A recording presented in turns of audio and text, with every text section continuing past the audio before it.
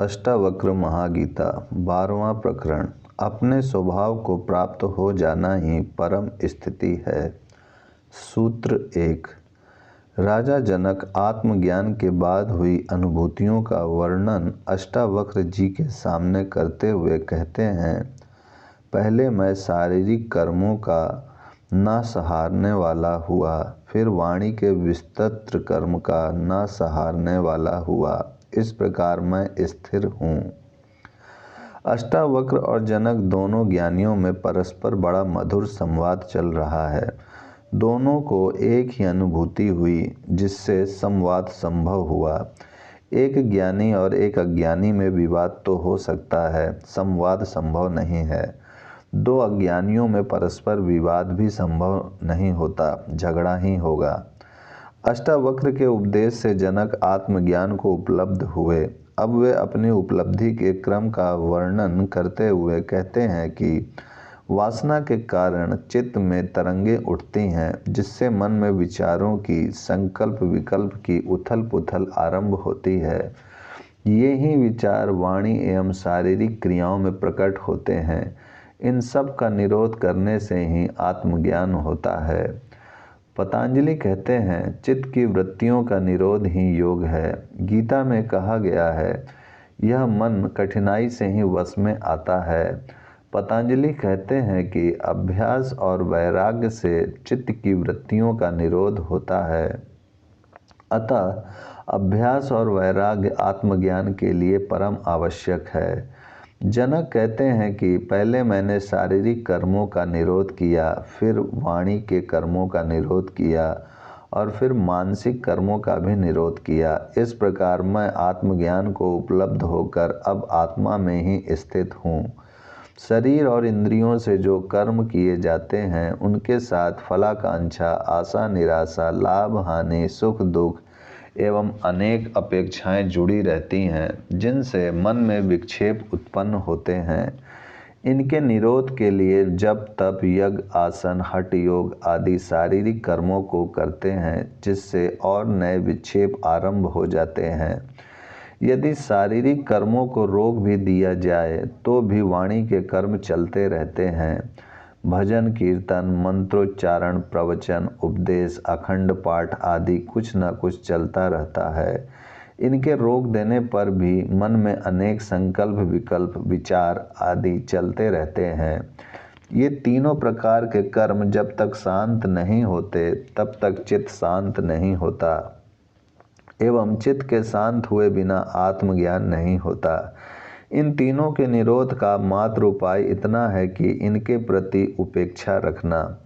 कर्म से कर्म को रोकने के प्रयत्न में नए कर्म उत्पन्न हो जाते हैं। अतः उपेक्षा, उदासीन होना, दृष्टा होना ही मार्ग है। शरीर, मन और वाणी के कर्म अपने आप होते हैं, स्वभाव से होते हैं।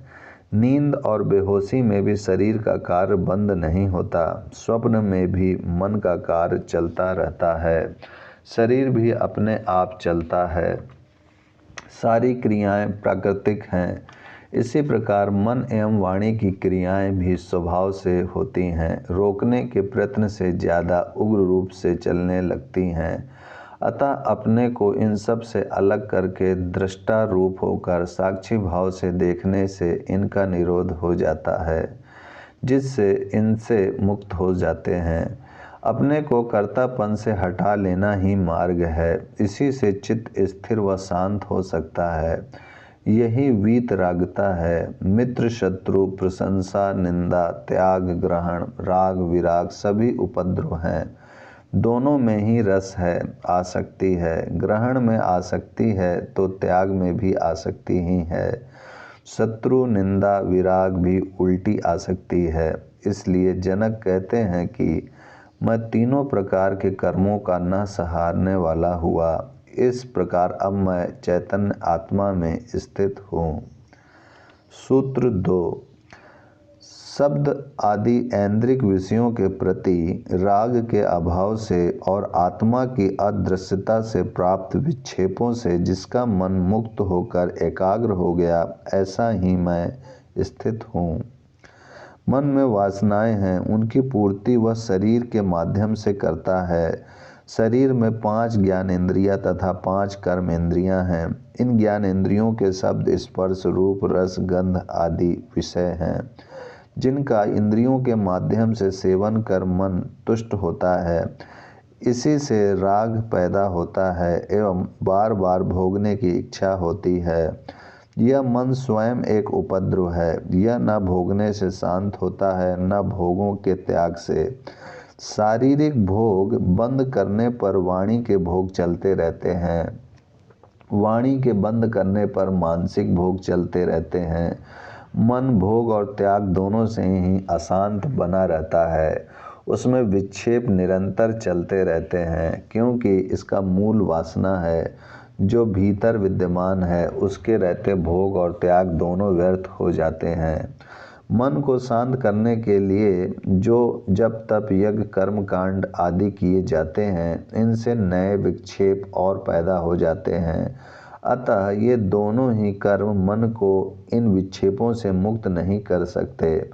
आत्मा अदृश्य है, वह दिखाई नहीं देती। ध्यान एवं समाधि में भी आत्मा का दर्शन तथा आत्म साक्षात्कार शब्द ही गलत है।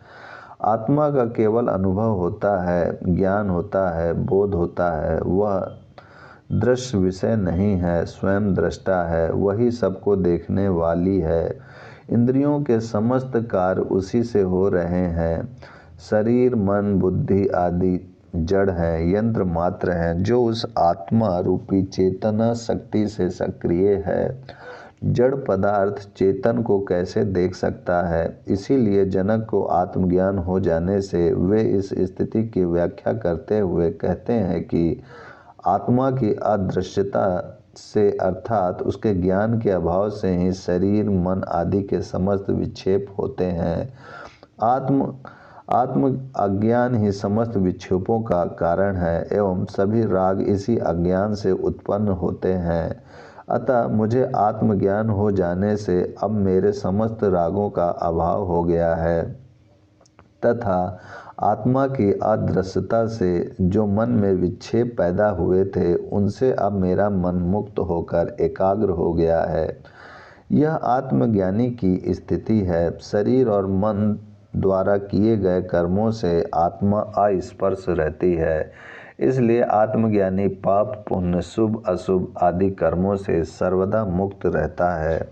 वह अच्छे बुरे कर्मों का न करता है, न उनके फलों का भोगता है। ओम शांति शांति शांति।